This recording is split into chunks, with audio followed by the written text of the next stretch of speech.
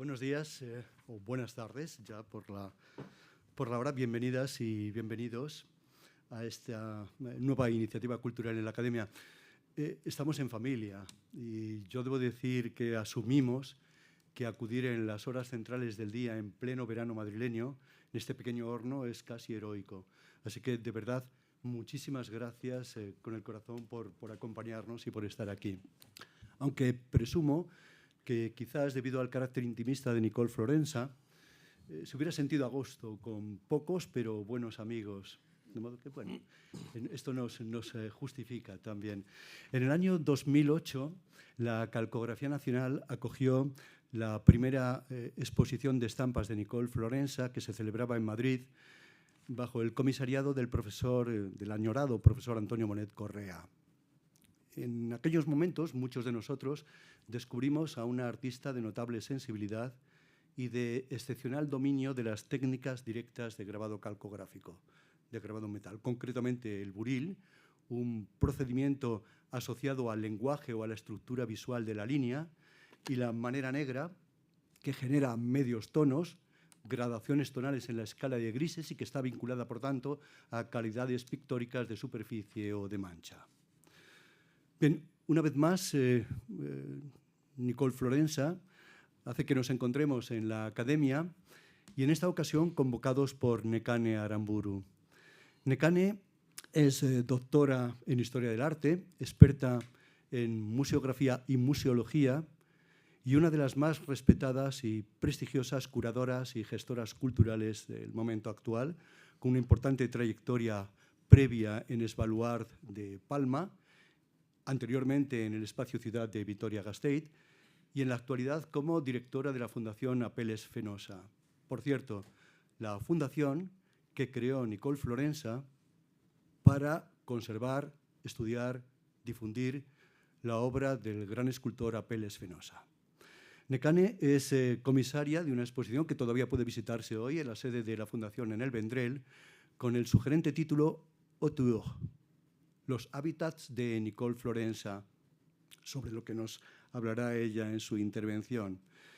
Creo que no asumo riesgo alguno si afirmo que Nekane es la especialista que más y mejor conoce la personalidad y las propuestas creativas de Nicole.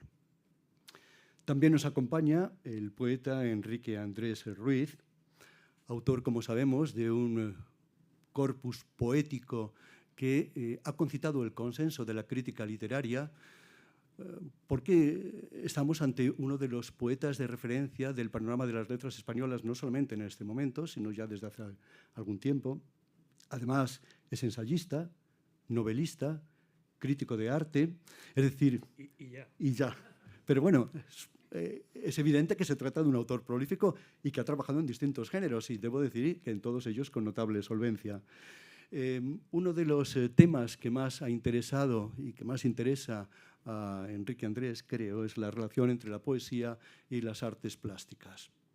Es también conocido para muchos de nosotros sus artículos publicados en Babelia, en el Suplemento Cultural del País, previamente también en el Suplemento Cultural de ABC y en otros medios, en los que analiza aspectos puntuales sobre exposiciones en curso o temas vinculados con el arte y los artistas modernos y contemporáneos. Como también es conocida su trayectoria en el comisariado de exposiciones en espacios tan destacados como el Museo Nacional Centro de Arte Reina Sofía, entre otros. En fin, es un privilegio, un honor, un lujo y no, creedme que no quiero ser hiperbólico, lo digo desde la más profunda sinceridad, teneros con nosotros, querida Nekane y querido Enrique. De verdad espero que os sintáis como en casa y desde luego sí que estamos entre amigos, como decíamos. En fin, sin más dilación por mi parte, damos inicio a este encuentro a tres voces, precisamente con Enrique Andrés. Enrique, la palabra es tuya. Muchas gracias, Javier, por acogernos en esta casa y muchas gracias a Nekane por la invitación a participar en esta charla, en este encuentro, y desde luego a ustedes por haber tenido la valentía de presentarse presentarse aquí, aunque hay que decir que si la gente supiera lo bien que se está aquí, pues habría más afluencia, ¿no? Me gustaría decir, no extenderme demasiado, pero sí dar algunas notas, algunas pinceladas que quizá ilustren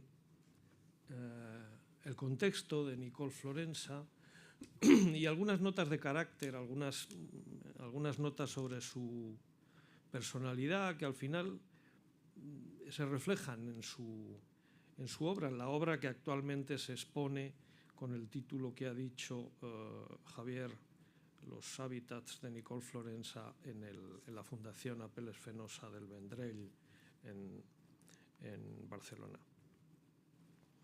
Pero hay que decir algo de Apel·les, porque la vida, sobre todo la vida, creo yo, más que la obra de Nicole, estuvo íntimamente ligada a la del escultor Apel·les Fenosa. Hace relativamente poco me vi en la Sala Parés, en la vieja Sala Parés en Barcelona, en el barrio gótico. La vieja Sala Parés ya no es la vieja Sala Parés, aunque si se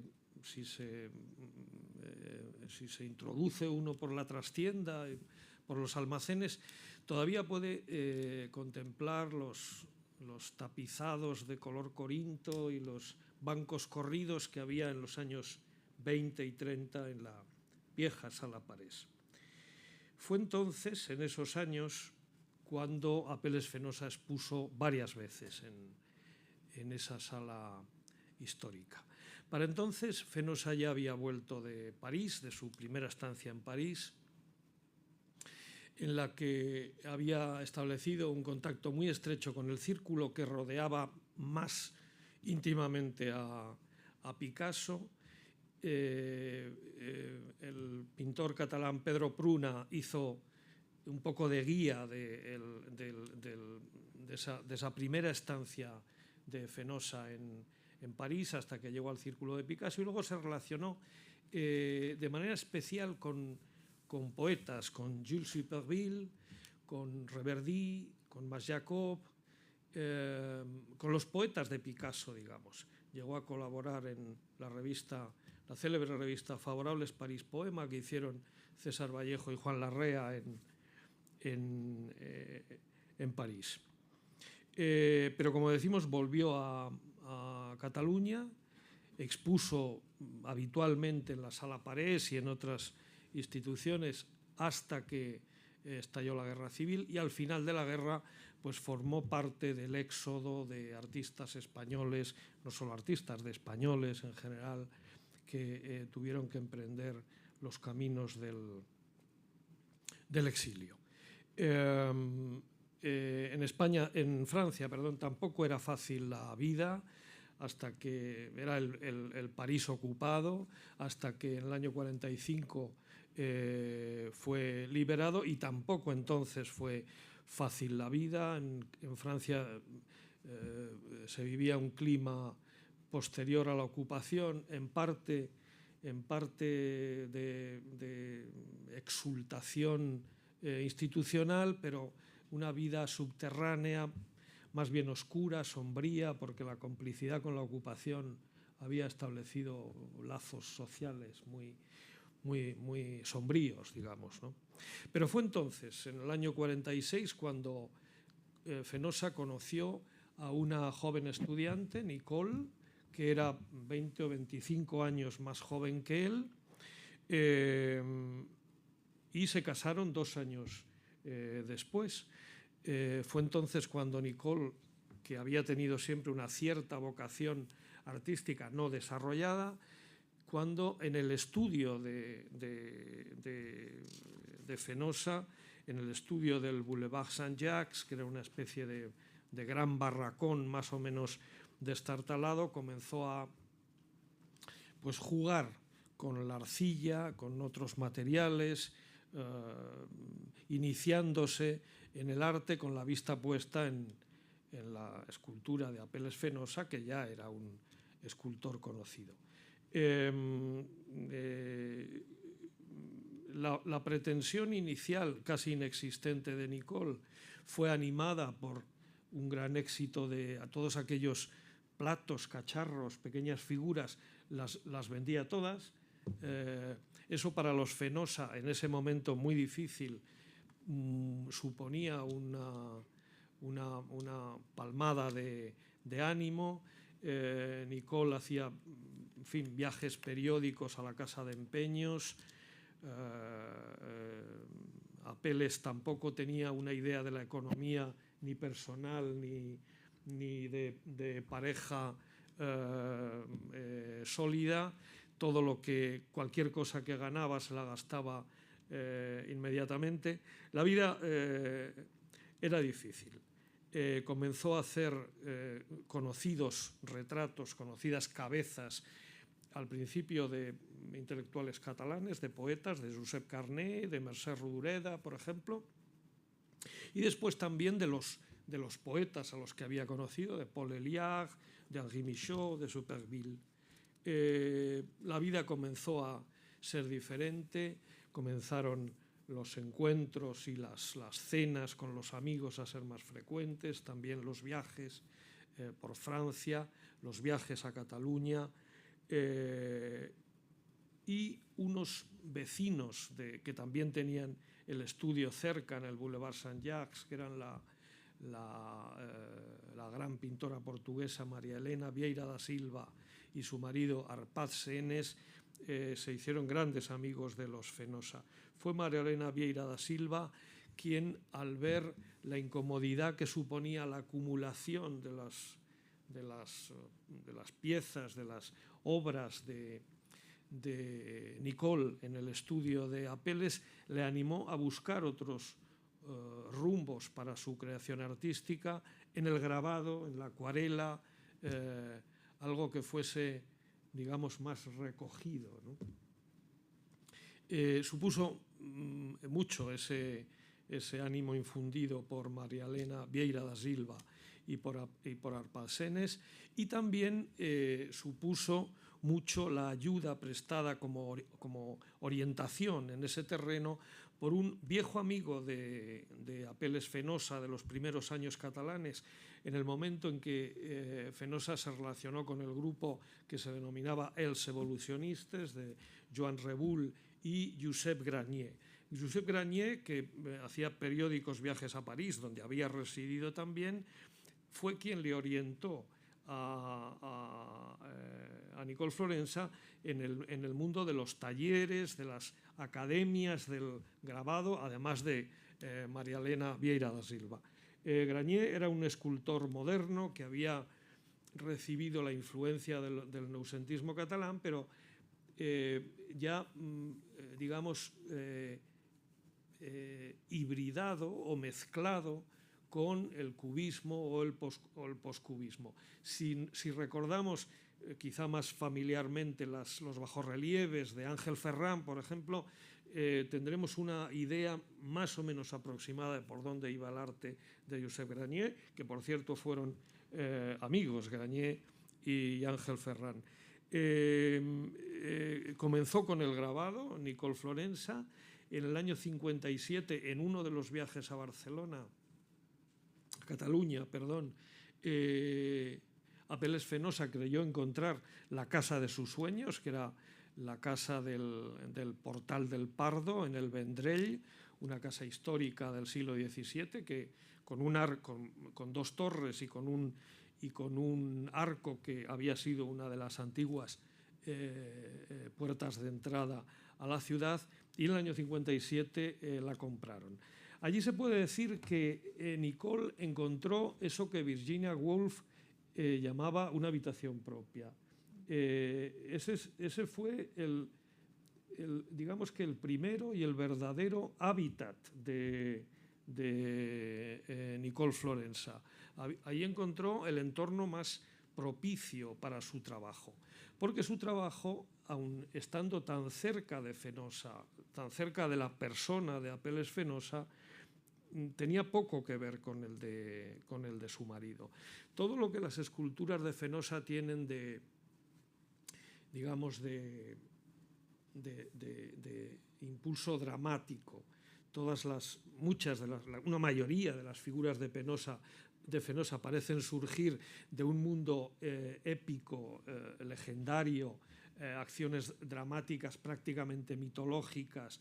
Son, en ese sentido, figuras ruidosas. Todo lo que tiene como escultor Fenosa de ruidoso, de gestual, si se puede decir así, pues Nicole lo tiene de artista silenciosa, serena, recogida en una especial intimidad que se refleja en sus grabados. Para mí, la imagen casi infantil de las esculturas de Fenosa será siempre el Orlando furioso que había, o no sé si sigue estando, en los jardines del antiguo Museo Español de Arte Contemporáneo, una figura con un enorme caballo que acusa la pesantez de su cuerpo y de su masa, sostenida por una figura que ante el animal parece más frágil todavía.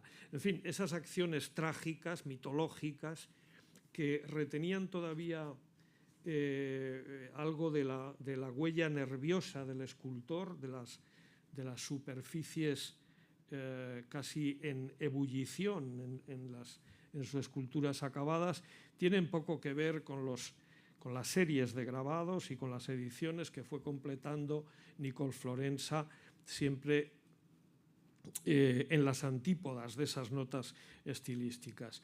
Recuerdo grabados de Nicole Florensa en punta seca o con buril, que eran líneas sintéticas que resumían paisajes a la manera casi oriental, es decir, bancales cultivados, claros del bosque reducidos a sus puras geometrías, a sus signos en el vacío del blanco, ramas quebradizas, en fin, esa estética es muy propia suya.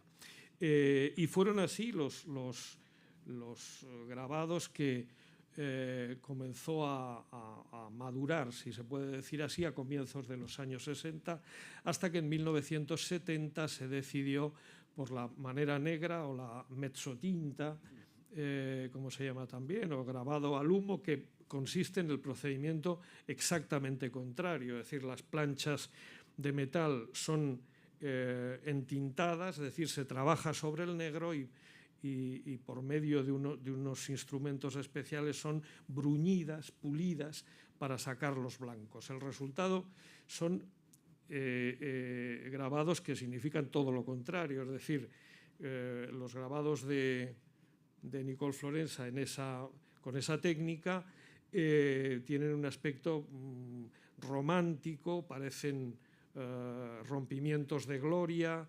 iluminaciones súbitas en medio de la oscuridad, con imágenes que están a punto de desvanecerse, visiones nocturnas del mar, visiones sombrías de puertos de Odessa, visiones de Leningrado, a donde viajó con su amiga Nela Bielski, la última pareja de John Berger,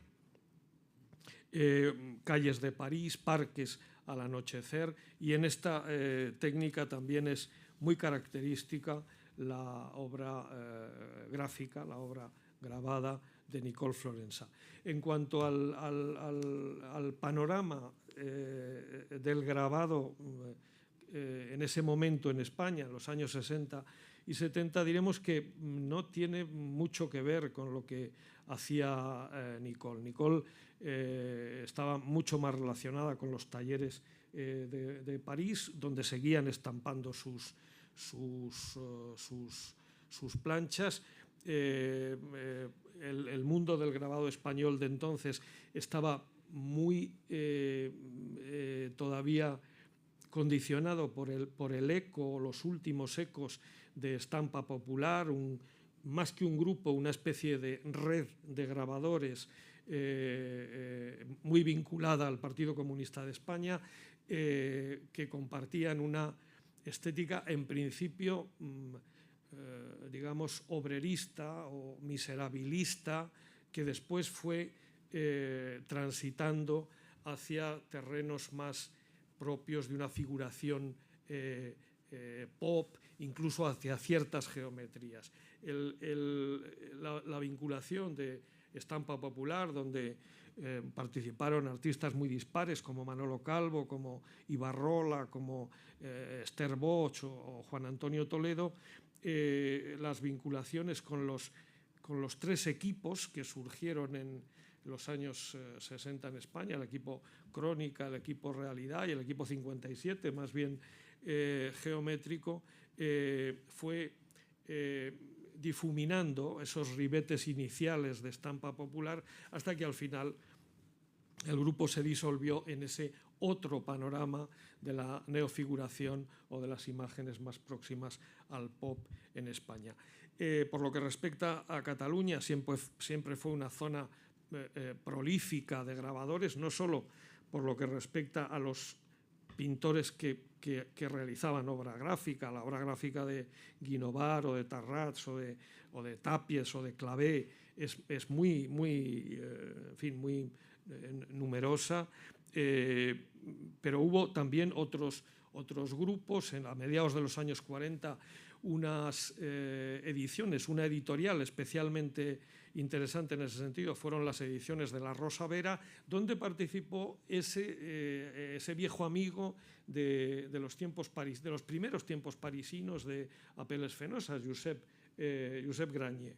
Por lo demás, en España, en Madrid, eran muy numerosos los grabadores que no eran ya pintores que grababan, sino grabadores profesionalizados. Cabe recordar a dos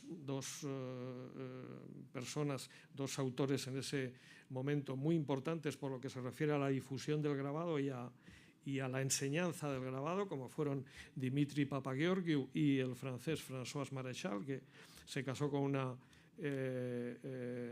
una madrileña y se estableció en Madrid a comienzos de los años 60, y que tiene una obra muy abundante en la madera y en el linóleo, y al que inició en el aguafuerte precisamente Dimitri Papageorgiou.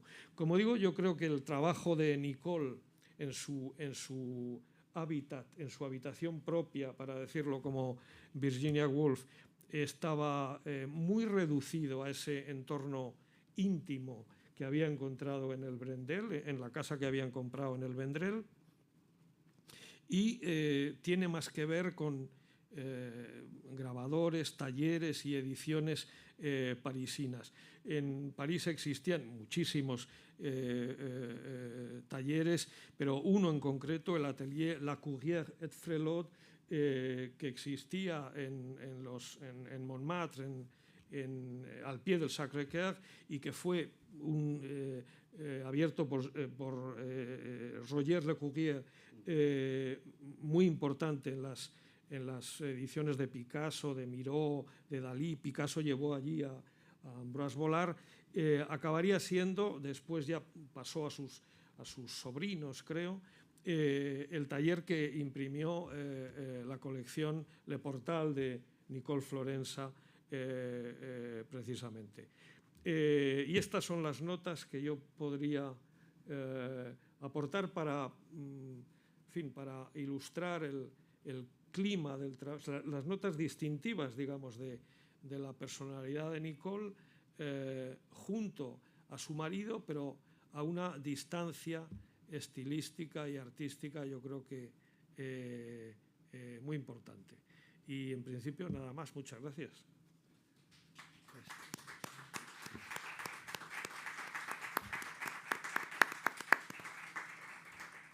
Gracias, Enrique. Has solapado, has iniciado algunos puntos que probablemente yo meta en una narración un poco más extensa, específicamente sobre el arte gráfico español en el periodo que va desde la segunda década del siglo XX hasta inicios de los 70. Tengo que decir que, en primer lugar, unas palabras manuscritas de Nicole Florensa: estar fuera del tiempo. Estas palabras de Nicole revelan el extrañamiento del presente y una cierta conciencia de intemporalidad.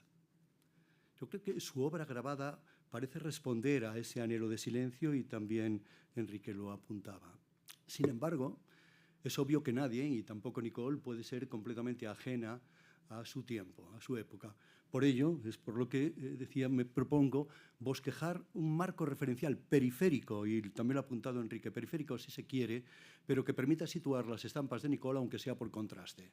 Y cuando aludo a periferia me refiero a fijar la narración en la geografía no originaria del artista, de las dos que frecuentó. Por tanto, sirvan tres posibles coordenadas para crear ese contexto. El arte gráfico, una, español, dos, y como he dicho hace un instante, desde esa segunda década muy próxima al nacimiento de Nicole Florensa hasta los años 70, cuando realiza la mayor parte de sus maneras negras. Es decir, la imagen múltiple impresa, la estampa, o si se prefiere desde el punto de vista de género y de categoría, el arte gráfico, que se desarrolla en España o en el ámbito de lo que podríamos considerar español, y en ese periodo que coincide con los antecedentes y el cénit de su producción gráfica, la estampa como género preferente del artista y el país al que retornó insistentemente, donde estableció su refugio y donde, como ya dijimos, levantó la fundación para preservar la memoria de Apeles Fenosa. Para no alargarme y no dispersarme, permítanme que voy a leer, porque si no, trazar el panorama del arte gráfico en todo este periodo es algo bastante complejo. Siempre será sintético, desde luego, pero tiene muchas dispersiones, porque sabemos que no existen historias lineales, sino narraciones lineales de la historia. Esto es obvio, ya que raramente las estructuras de tiempo se articulan en secuencias concatenadas. Más bien, lo hacen mediante superposiciones y cruces de fugas, constantes cruces de fugas. En 1911, bajo la cobertura ideológica de Eugenio Dors, se materializa en impreso la construcción identitaria del noucentismo, sustentada en el retorno normativo como reacción contra el exceso modernista. El órgano de identidad del movimiento, el almanaque de los noucentistas, aparecerá ilustrado, entre otras, con las aportaciones de Ricard Canals, Joaquín Torres García, Isidre Nonel, Josep Clarà, Xavier Nogués, Pau Gargallo, Joaquín Mir, Pablo Picasso y algún disidente de Papitu, la revista satírica cuyas páginas habían canalizado la opinión de un influyente sector de la intelectualidad catalana. El poeta Josep Maria Junoy publica en Iberia su célebre Oda a Guynemer en 1915. Adaptación subjetiva de la estética futurista, este célebre caligrama, esta oda dedicada al aviador Georges Guynemer, fue una relevante aportación desde el arte gráfico catalán a los lenguajes de la vanguardia. En 1917 comienza su trayectoria Un enemic del poble, dirigida por el poeta heterodoxo Joan Salvat Papasseit, una hoja de subversión espiritual, en palabras del poeta, con composiciones vibracionistas de Rafael Barradas. Ese mismo año, 1917, Francis Picabia, con el apoyo editorial de Josep Dalmau, iniciaba en Barcelona la etapa germinal de la revista 391, vehículo difusor del dadaísmo, en cuyas páginas colaboraron Apollinaire, Tristan Tzara, Man Ray, Ansar, Mas Jacob. Aquellas publicaciones de la segunda década del siglo, próximas al nacimiento de Nicole Florensa, recuerden, el nacimiento de Nicole es 1926, confirman que la renovación de la estampa española coetánea de los movimientos de vanguardia europeos sucedió en el dominio de las imágenes fotomecánicas con anterioridad a otras manifestaciones plásticas. Ya entonces, las tensiones oscilaban entre tres posibles caracterizaciones de la estampa. Primera, el producto obtenido mediante la intervención directa y manual del propio artista, aplicando técnicas tradicionales de grabado. Segunda, el resultado de la idea creada por el artista, por un creador, a la que un técnico de taller transfiere sobre una matriz de grabado y estampación.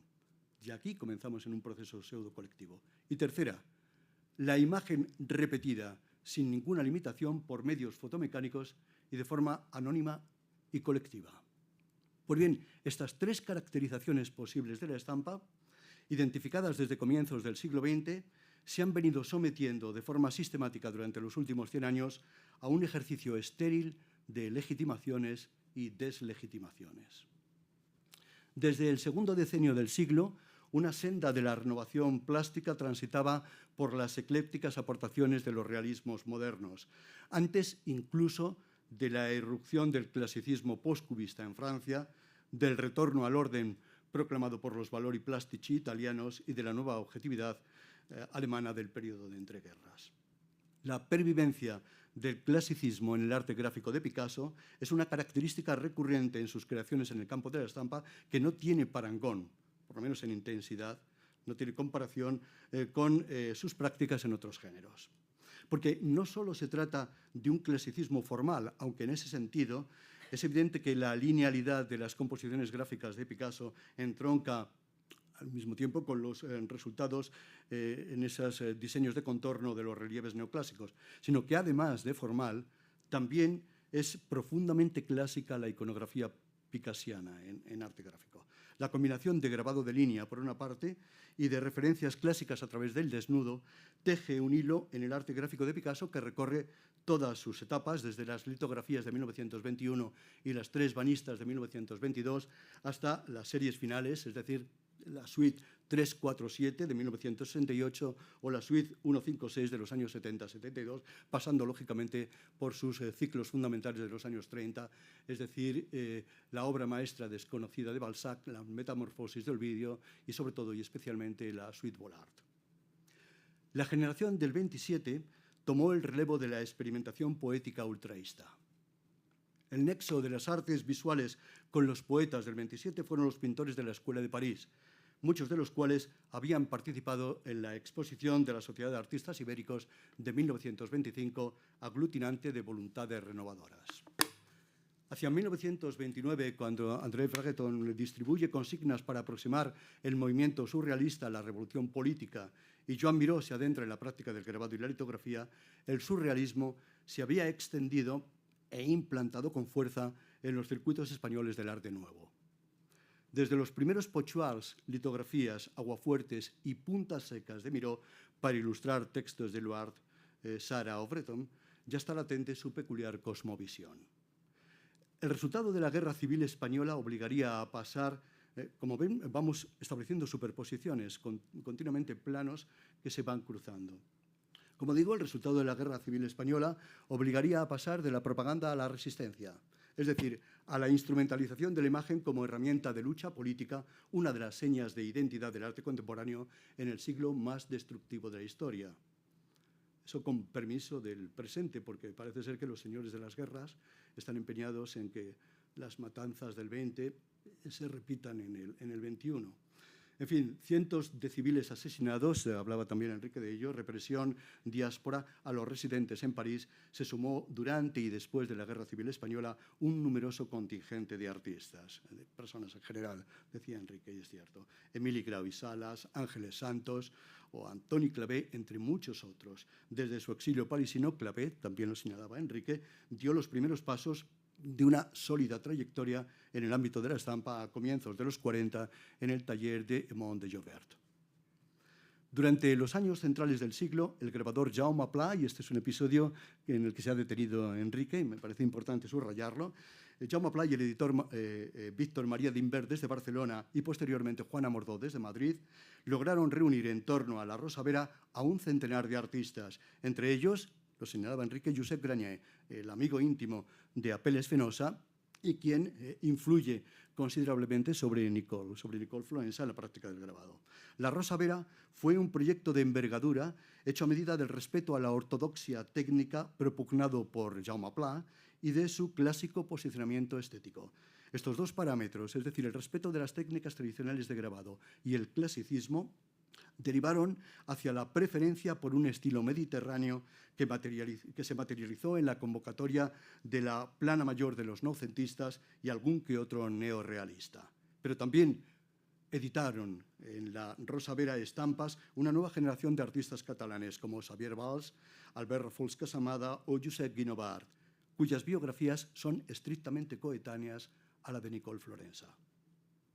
Las colecciones madrileñas de los artistas grabadores, este fue el título no el de la Rosa Vera, en Madrid se llamó así, los artistas grabadores, contaron con una mayor amplitud de procedencias formales y estilísticas, desde los representantes destacados de las escuelas de Vallecas y Madrid y algún miembro de la Escuela de París, a los valedores de un realismo social de nuevo cuño, como el singular creador de paisajes Godofredo Ortega Muñoz, quien elegirá la punta seca. Después de la Segunda Guerra Mundial, se instaló en la conciencia colectiva una profunda sensación de fracaso. A mediados de los 40 germinó una doble vía en la construcción de la imagen. Una de ellas utilizó la figura, el signo, en el sentido etimológico del término, es decir, continente de significado, como herramienta para transferir mensajes a través de estructuras formales reconocibles. La otra vía consideraba agotada la narración y la descripción figurativa, asumiendo una actitud gestual, informal y no codificable en términos de objetividad y de representación. Ambas estrategias, como sabemos, asociadas genérica y respectivamente a la figuración y a la abstracción, adoptaron durante la segunda mitad del siglo XX múltiples manifestaciones, diversas en su finalidad y resultado, fugaces unas y más persistentes otras. Las consecuencias inmediatas de la Segunda Guerra Mundial perfilaron varias vías de escape. Dubuffet proponía desde París el primitivismo marginal del art brut. El desplazamiento del Centro de Arte Moderno a Nueva York tuvo su primer reflejo en la action painting. Desde Europa, el grupo Cobra vindicaba el automatismo gestual, la renuncia a la individualidad del artista y la abolición de los géneros. En España, debido a sus específicas circunstancias políticas, el impacto de la gestualidad no se produjo a tiempo real con Estados Unidos y con el resto de Europa. Los componentes de la segunda formación del Grupo Pórtico en Zaragoza daban en 1947 los primeros pasos hacia una abstracción formal derivada de los presupuestos de las vanguardias. Las Semanas de Arte de la Escuela de Altamira, organizadas en 1949 y 51, planteaban una aproximación analítica a las corrientes internacionales del arte no figurativo. El grupo canario Ladac, es decir, los arqueros del arte contemporáneo, del que formó parte Manolo Millares, adoptaba en 1951 formas de expresión abstracta, y el grupo Parpalló, y liderado en sus inicios por Manolo Gil, intentaba desde Valencia romper la autarquía imperante. Mayor repercusión alcanzaron las iniciativas de Dau al Set, encauzadas a través de su revista homónima. Tuvo su precedente en el número único de Algol, una publicación provocativa y transgresora. Dau al Set, el colectivo, como sabemos, integrado por Joan Brossa, Arnau Puig, Juan Eduardo Cirlot, Joan Pons, Joan Josep Tarrats, Antoni Tàpies y Modest Cuixart, la mayoría de ellos generacionalmente coetáneos también de Nicole Florensa, desarrolló una estética de reminiscencias surrealistas. Precursor de las acciones de resistencia contra la política cultural de la dictadura, Dau al Set articuló el paso del surrealismo al informalismo, una transición que también se operó en el contexto del expresionismo abstracto, heredero del automatismo surrealista y que es perceptible en la trayectoria de Millares, Saura y Tàpies. Pocas semanas después de llegar a Estados Unidos en 1950, José Guerrero contactaba con el legendario Atelier 17, fundado por Hayter en el París de los años 30 y trasladado a Nueva York al finalizar la Segunda Guerra. Hayter fue uno de los vínculos iniciáticos de Guerrero con la realidad artística neoyorquina y su mentor en las técnicas de arte gráfico, con las que comenzó a ensayar composiciones biomórficas. Jorge Oteiza había regresado en 1948 de su experiencia sudamericana, fuertemente impactado por las culturas amerindias, y pronto asumiría la autoexigencia de cohesionar y renovar las manifestaciones del arte vasco. En 1957, su propósito experimental recibía el reconocimiento internacional en la Cuarta Bienal de Sao Paulo. El premio de grabado en esa edición fue concedido a las maneras negras del japonés Yoshio Hamaguchi, que tienen ciertos ecos con las maneras negras de Nicole, aunque desde el punto de vista no figurativo, pero hay algo que las aproxima. Esas maneras negras de Yoshio Hamaguchi se exhibían en la Bienal de Sao Paulo en un espacio próximo a las piezas de Oteiza, quien también anotó la similitud existente entre sus respectivas propuestas. Por cierto, el pabellón de Brasil en la Cuarta Bienal de Sao Paulo ratificó al neoconcretismo brasileño a través de un elenco de importantes artistas como Elio Oiticica y dos mujeres que también son coetáneas de Nicole Florensa en su biografía. Me refiero a Lilla Clark y Lilla Pape. Esta segunda participó en la Bienal con varios grabados en madera precursores de sus tecelares. Estampas, los tecelares de Lilla Pape, que se anticipan al matrimonio de la razón y la miseria de Frank Stella, lo que pone de manifiesto la deuda del minimalismo norteamericano con el neoconcretismo brasileño. En abril de 1957, la Galería Woods Hall inauguraba en Madrid la primera exposición del Paso. Varios artistas del grupo, en particular Saura, Canogar y Feito, pero también Millares y Viola, desarrollaron en años posteriores una estimable actividad gráfica. Todos ellos se adentraron en el conocimiento, y le recordaba a Enrique, como un criterio, en el conocimiento de la litografía y el grabado de la mano del legendario Dimitri Papageorgiou. Fue también instructor, decíamos, de François Marichal, del informalista Lucio Muñoz o del realista Antonio López. Por tanto, la figura de Dimitri, por lo que respecta a la difusión, a la práctica del grabado en España, fue clave, absolutamente determinante. Bien, el espacio como materia fue un argumento central en los planteamientos teóricos y en el proceso creativo de Pablo Palazuelo, también de Eduardo Chillida, otro nombre estelar coetáneo de Nicole. A pesar de la distancia metodológica entre Palazuelo y Chillida, sus respectivas producciones estuvieron definidas por la geometría estructural inspirada en la naturaleza. Aunque la práctica del arte gráfico por Palazuelo no fue anterior a la década de 1970, la repetición de formas concretas, ya en los años 50, suponía una actitud mental que guardaba afinidad con aspectos de la imagen múltiple. La relación de Chillida con la estampa fue más explícita desde sus aguafuertes primigenios de 1959, en las que ya aparecían identificados el significado del vacío o la integración de la no imagen en la propia imagen. Otra nueva coordenada, también situada acertadamente por Enrique Andrés. En junio de 1957, la exposición de José Ortega en la Galería Alfil de Madrid marcó el preámbulo de un episodio extendido a diferentes geografías y protagonizado con exclusividad por la imagen impresa. Me refiero a estampa popular.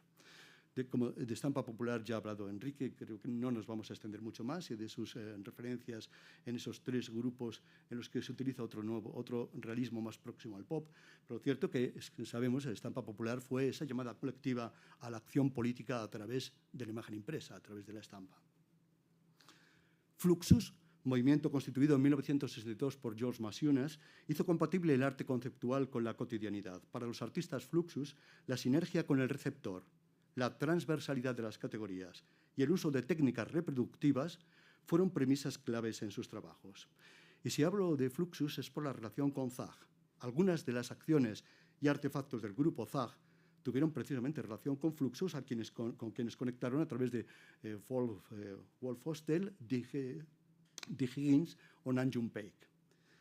Zag armonizó la música experimental, el arte conceptual y la poesía visual. El grupo fue creado en el año 64 por los compositores experimentales Juan Hidalgo y Walter Marchetti, a los que se uniría de forma permanente Esther Ferrer y de manera ocasional Ramón Barce, Tomás Marco, José Luis Castillejo, Manolo Millares o Nacho Criado, entre muchos otros. En el punto de partida se situaba la música aleatoria de John Cage y la pulsión de silencio de la filosofía zen.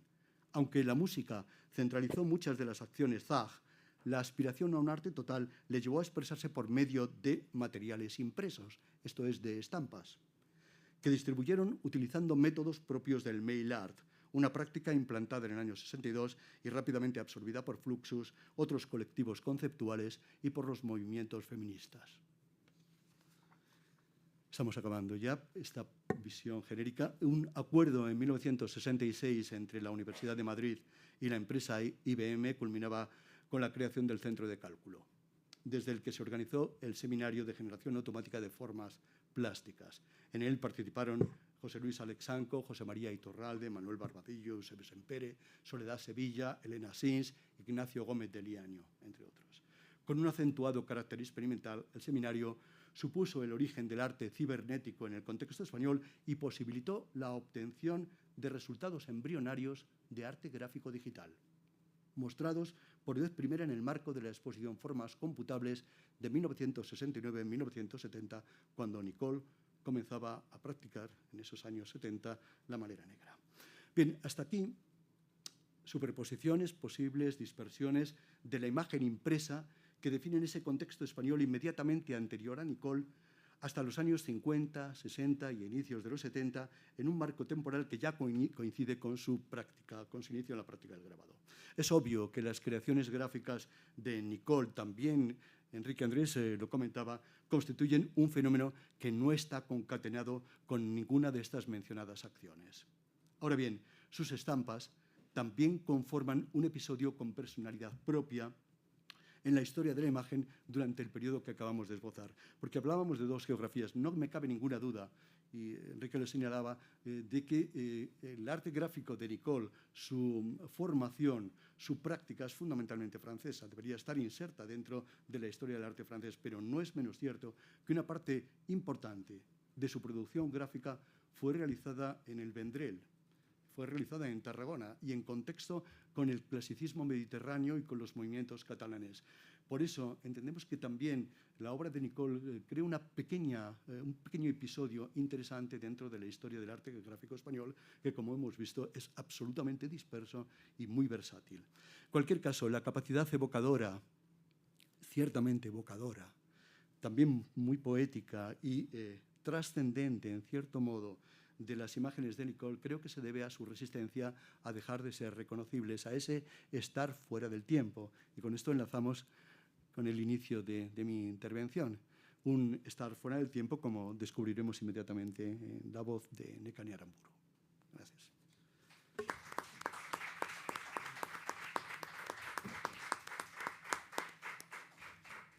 Pues yo creo, ahora vamos, Nekane me parece que va a ocupar este puesto para ir viendo una breve presentación. Y Enrique, bajamos. Sí. Bueno, Javier, Enrique, muchísimas gracias con esta contextualización teórica. Poco más me queda que añadir. Increíble vuestra visión, yo creo que también muy inédita y también muy contextualizadora. Con lo cual nos viene a significar también que todo está por pensar y tomarse ese tiempo, ¿no?, de análisis crítico, contextualizándolo con las realidades que estaban sucediendo en el ámbito del desarrollo de la creación, en este caso de la creación gráfica en Europa en aquellos momentos y en relación con otras realidades que estaban sucediendo entonces. Mi presentación va a ser muchísimo más fluida y me voy a basar también en compartir las imágenes visuales.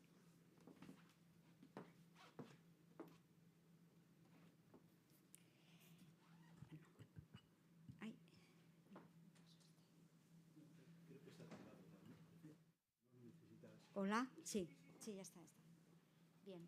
Bueno, Nicole nació en 1926, es decir, que el año próximo cumpliría 100 años. Ella muere en el 2012 y, digamos, la hemos contextualizado. Me ha gustado muchísimo tu idea inédita también de la habitación propia, porque es verdad. Esta es una foto, hay diferentes fotos de Nicole en su taller en la torre medieval de la sede actual de la fundación, y era el lugar donde ella se refugiaba para trabajar cuando normalmente los Fenosa vivían 6 meses en París, si no tenían viajes profesionales, y 6 meses en Vendrell. Y en verano se iban con sus amigos, llegaban pues los intelectuales principales europeos del siglo XX, ¿no?, de amigos también bibliófilos como Irving Davis, los Gili, y básicamente este lugar se convirtió en un lugar de compartir, de ir a la playa, de hacer comidas juntos, y cuando la casa estaba llena de gente, que llegó a haber hasta 16 camas, ella se refugiaba aquí.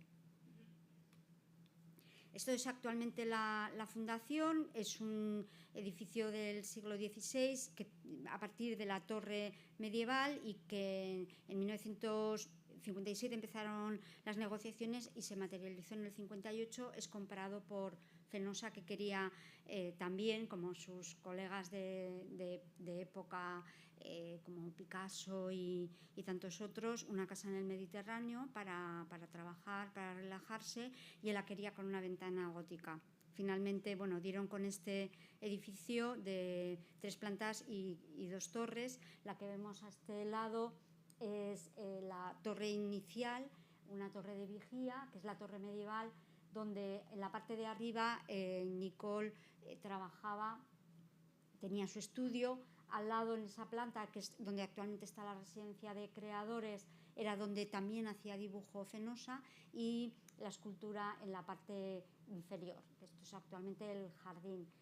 Hay que señalar también que en esa habitación que hay en medio, el año pasado descubrí que había unos frescos que corresponden a la época siglo XVIII, como primeros del XIX, pero seguramente era siglo XVIII, porque todo concuerda con que fue un momento en el que, bueno, el antiguo Palacio de los Nin fue pasando a diferentes familias, y finalmente hubo un propietario que se había casado con una de las herederas, cónsul francés, y quiso hacer la sede del consulado de Francia precisamente en este lugar, y por eso fueron los esgrafiados que se pueden ver en la fachada, y seguramente estamos estudiándolo, las pinturas murales de la habitación de invitados, que el primer invitado, hay que decirlo, en 1958 fue Tristan Tzara.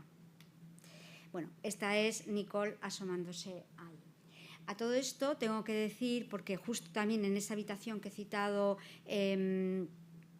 hemos encontrado los murales, se quedó, cuando se estaba preparando la exposición en la Academia de Bellas Artes de San Fernando, Antonio Bonet Correa, que fue el comisario de la exposición que se hizo aquí. Por todo ello, quisiera agradecer intensamente el apoyo de la Academia para esta pequeña presentación, este encuentro de reconexión con aquel momento en el que fue la época en la que, el 2008, Nicole estaba viva, y estaba de director Josep Miquel García, que es el teórico, historiador y gestor que mejor la conoce, porque además convivió con ella, convivía los veranos trabajando, y bueno, pues Antonio Bonet Correa, al haber hecho esa muestra aquí. Volver a la Academia es también volver a un lugar muy próximo en muchísimas cuestiones, y también está el ser independientes, el ser privados, el luchar también desde las bases de la creación. Es decir, yo siempre reivindico en el proyecto realizado para la dirección de la Fundación, que es un espacio de artistas y que tiene que volver a los artistas. Este es otro elemento en común, ¿no? El estar con las bases, siempre con los creadores, porque además son los impulsores de tejido, y sin ellos no podríamos tampoco estar hablando de arte, ¿no? Entonces, bueno, muchísimas gracias por haber acompañado en esta puesta al día de aquel proyecto, y también a vuestras aportaciones, tanto de Enrique, el haber aceptado esta revisión, que no será la primera, como a Javier, ¿no? Entonces, es compartiros cómo contextualizar aquel proyecto y el trabajo de Nicole. Porque fundamentalmente ella se apartó del sistema del arte porque se volcó al trabajo de su marido, a catalogarlo, a difundirlo, a generar la fundación, primero con la creación de la Association de Amis en París, y posteriormente con todo lo que es el programa de llevar la obra a Cataluña, finalmente, porque Apelles era un artista catalán y siempre había añorado muchísimo su tierra, allí. Entonces también yo suelo reivindicar que es un proyecto que nace en París. Ella se definía como parisina, aunque sus orígenes están en la frontera con Suiza y Alemania, en el Jura, en un pequeño Buckland, en una localidad que está próxima también a la frontera, que también hay como historias muy interesantes alrededor de ello. y su gran obra, su obra visible, ha sido la Fundación Apelles Fenosa, sobre todo también a partir que muere en 1988. Hay que decir también que estamos hablando hoy de la obra gráfica, también precisamente con toda la relación de la calcografía nacional, pero en el trabajo de Nicole, este trabajo creativo, aparece también la fotografía, aparece la grabación de la imagen en movimiento y aparece la pintura. Es muy interesante comprobar cómo una de las líneas que a ella más le interesaba es hacer paseos en la naturaleza, y de las fotografías en la naturaleza salen muchos de sus piezas de obra gráfica. En la obra artística de Nicole hay como dos vertientes, que es el adentro y el afuera, y en todos está esa necesidad de captar el presente. Es como si se quisiera convertir en la gran archivera del momento que vivió. Conoce a Fenosa en 1947, 48, se casan y bueno, ella conoce todo el contexto cultural al que le enseña su marido. Tampoco le era ajeno, porque era una persona que con su familia fueron a vivir. El primer matrimonio de su madre fracasó, se vuelve a casar en París, contacta también con la vida cultural de la ciudad, por supuesto los museos, y ya le interesaba la práctica creativa. Pero es cuando se casa con Fenosa que empieza a desarrollar estas tendencias creativas, ¿no? Incluso, bueno, pues se matricula, bueno, asesorada también por Granier y por los amigos, en la Grande Chaumière. Intenta primero hacer un poquito, como ha citado Enrique, ¿no? Pasa de la escultura, finalmente se da cuenta que es la mano del dibujo lo que más conexión siente. Pero tampoco es alguien que, aun siendo conocedora y participante de la vida de gente pues como Cocteau, no se ascribe a ser artista, a estar en el sistema del arte. En aquellos momentos iniciales de los 50, 60. Sí que es verdad que posteriormente comienza a exponer en galerías, incluso hace exposiciones con su marido. Pero de todo aquello, sí que en estas dos líneas que he citado, que es de el dentro y el afuera, aparece todo el rato en ella lo micro y lo macro. Y también ciertas líneas que podríamos decir, bueno, pues ella era consciente de que alrededor existía el dadaísmo, existía el surrealismo, y de alguna manera en algunas piezas se ve esta pequeña reflexión sobre lo que está viendo también a su alrededor de las corrientes, como es esta donde aparece como imagen también La Tempestad, que es una pieza de Apelles Fenosa. También hay otra vertiente que le influye bastante. Fenosa, desde los años 20, bueno, su ciclo artístico vital pasa porque, aun siendo, bueno, es hijo de clase media, digamos, nace en 1899, de una familia donde el padre era anarquista, esperantista y vegetariano, pero en un contexto también en el que estaban los espiritistas en Barcelona y un ambiente realmente especial, ¿no? Entonces él sale en 1920 porque no quería hacer el servicio militar, en una primera emigración que pasa por Toulouse, luego París, es donde entra en contacto con todo este grupito por supuesto, guiado por el Sherpa del momento, que era Picasso, y casualmente tiene que volver, empieza a exponer Pere Pruna, Marc Jacob, todo este contexto, vuelve para una exposición a Barcelona en 1929 y se queda por cuestiones de la vida y no vuelve hasta 1939. Luego se involucra en toda la cuestión de la República, de ambientes culturales del momento. Tiene una pareja, una artista catalana también, Montserrat Fargas, y no es hasta 1939, al perder la guerra, que se exilia definitivamente a París. Entonces, él, desde aquel primer momento de aquellos años 20, aparte de estar asistido por todos aquellos amigos del momento, fundamentalmente poetas, porque hay una relación también con el lenguaje en Fenosa, que son los japoneses. Hay una saga de ayudantes japoneses de Fenosa y Japón tiene un papel relevante también en su manera de ver el mundo. Con lo cual hay un viaje en 1966 de Nicole a Japón con motivo de una exposición, que es también como un viaje que a ella el contraste con la cultura japonesa, la manera también de relacionarse con el dibujo, con los lienzos, queda un poco afectado en su trabajo, y de hecho incluso compra muchísimo papel japonés que hemos encontrado sin utilizar. Es esta naturaleza, también esta mirada poética a la naturaleza en esto micro que aparece. Y luego este paisaje, ¿no?, que como comentaba hace también Javier, es un paisaje que está tratado por el humano, pero no aparece la mano humana. En esta labor de registradora era también una guía de los entornos que registraba de esta manera, además de por la fotografía o el vídeo, que hay dentro de las películas que se han encontrado en la Fundación.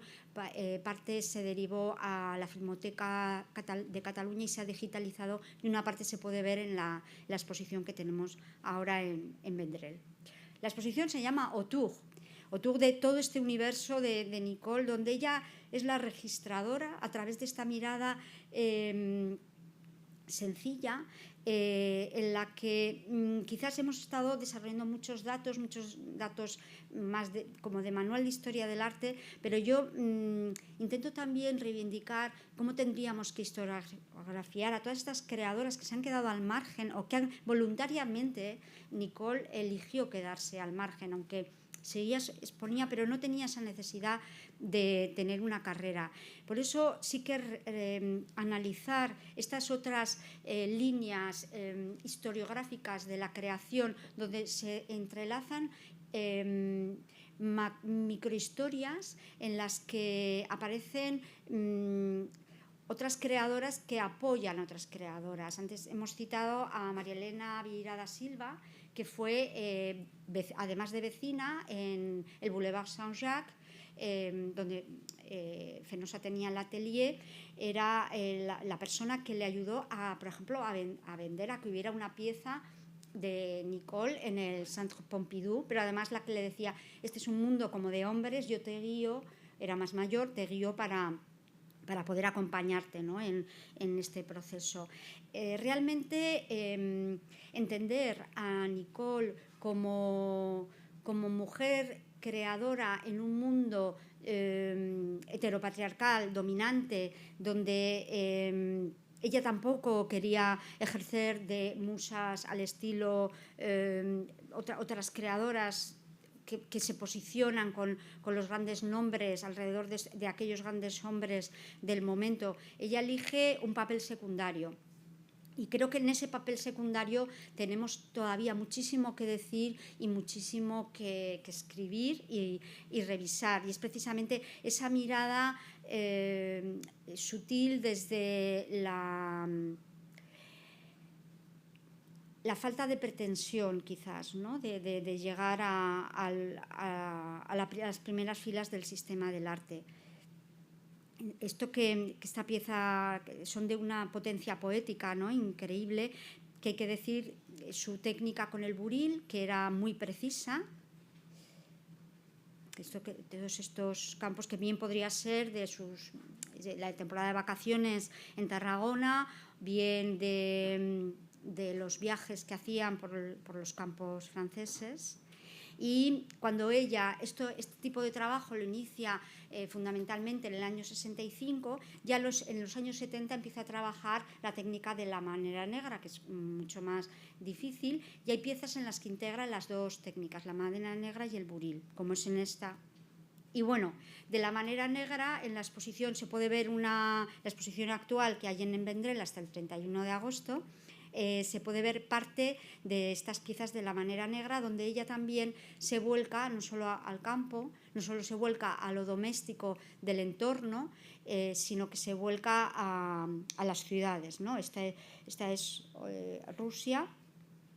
Esto viene cuando hablo también de estas nuevas lecturas, ¿no? Con otro tipo de creadoras.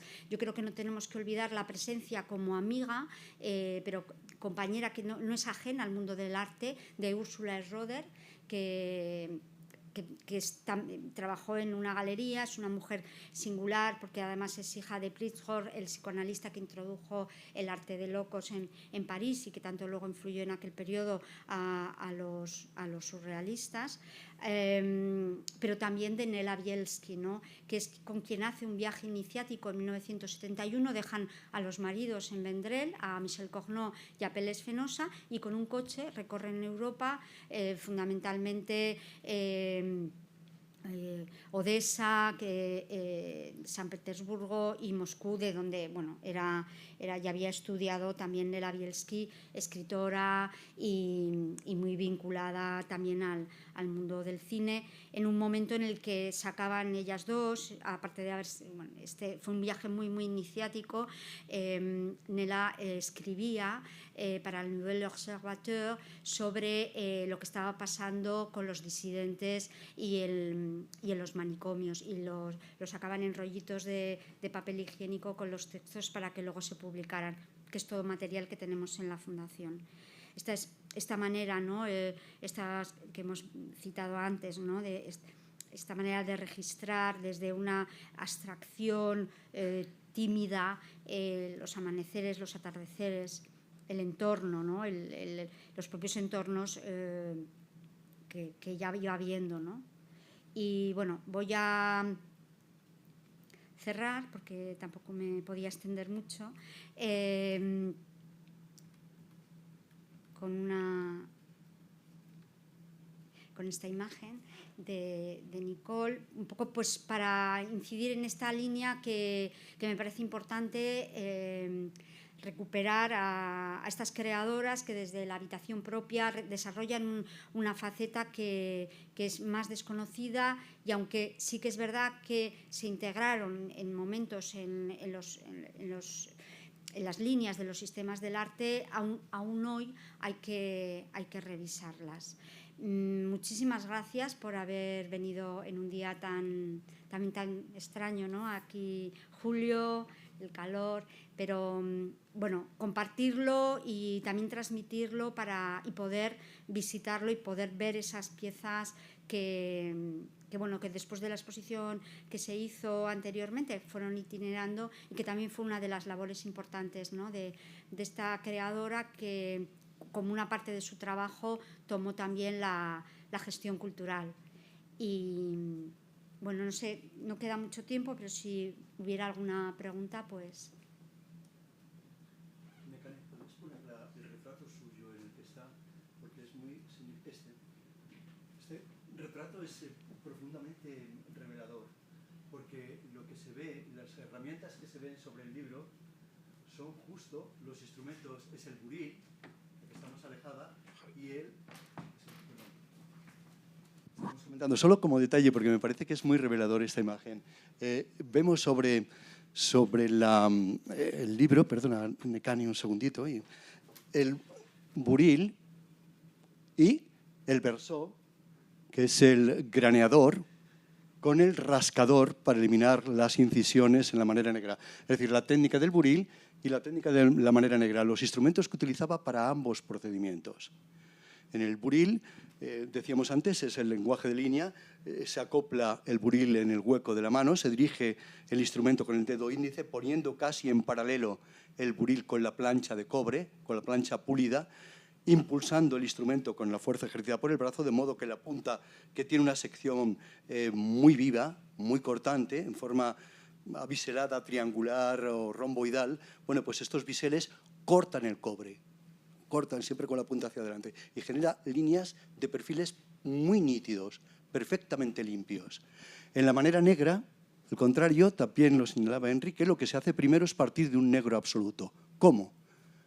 graneando uniformemente la lámina, llenándola de pequeñas incisiones, muy próximas unas al lado de otros, hasta el punto, con este instrumento, el versó, la cuna, el graneador, hasta el punto de que si se entintara la plancha daría un negro compacto. Bueno, pues hay que sacar los blancos a partir del negro. ¿Cómo sacan? Rascando parte de las incisiones con el rascador y aplastándolos con un brunidor. Así se obtienen esos efectos blancos sobre la sensación pictórica de superficie. Son dos técnicas complementarias, pero bellísimas. Y llama la atención que no escogiera técnicas indirectas, técnicas químicas, como el aguafuerte y su derivado. Lo que llama la atención porque justamente la época de Nicole es una época del desarrollo del aguafuerte, muy intenso. Sin embargo, ella prefirió técnicas mecánicas y directas. Pero bueno, esto es un pequeño paréntesis. No sé si hay preguntas. Perdóname, Cani. Fundamental, un paréntesis. Para entender también, ¿no? No era un procedimiento fácil. Y bueno, ella la vemos aquí en su taller en la torre de El Vendrell, donde realizaba las planchas, pero bueno, como hemos citado antes, ella bueno, se producía todo en talleres profesionales, en la Curie-Frénon, que era el lugar donde trabajaban pues tanto Picasso como la Escuela de París y donde, bueno, se hicieron libros también, porque aparte de estos grabados, de los cuales a veces no editaba toda la serie, se hicieron 2 libros, uno de cocina con Patience Gray y Irving Davis, y el siguiente fue Le Portal, que también tiene textos, pero también tienen sus grabados.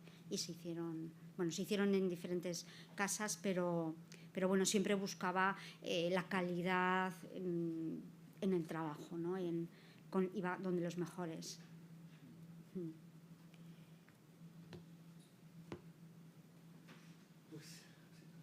La exposición que tenéis ahora en la fundación está basada en el grabado, porque has citado que hizo fotografía, has mostrado creo que dibujos, no sé si todo eso está catalogado, si lo tenéis ya catalogado y si está disponible y si es parte de esa exposición o pensáis en otras presentaciones de futuro. Pues buena pregunta. La exposición está exclusivamente basada en una selección de sus trabajos en el grabado.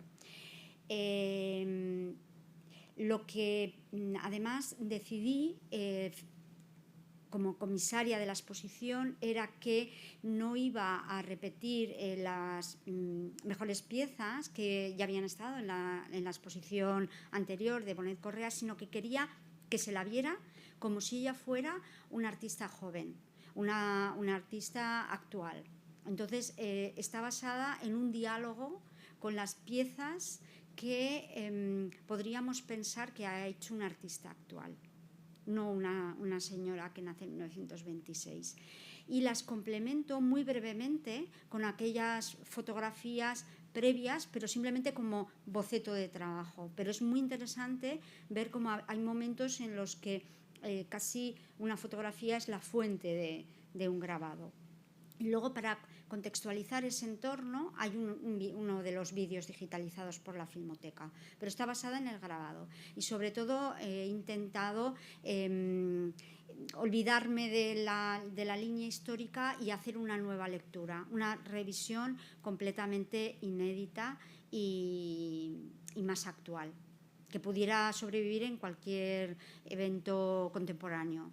Y evidentemente lo hace, funciona, que era también un reto, ¿no? Es decir, estamos acostumbrados a hacer revisiones antológicas con unos criterios más como históricos. Y decía, no tiene un criterio, vamos también a intentar defender la fuerza no solo técnica de su virtuosismo, ¿no? Con La Manera Negra o El Buril, sino la iconografía, ¿no? Y por qué lo hacía, también entenderla a ella, ¿no? Es decir, vamos a revisar estas historias del arte para entender a esta mujer por qué optó ese posicionamiento, segunda fila o tercera. Entonces, bueno, es grabado. Bueno, pues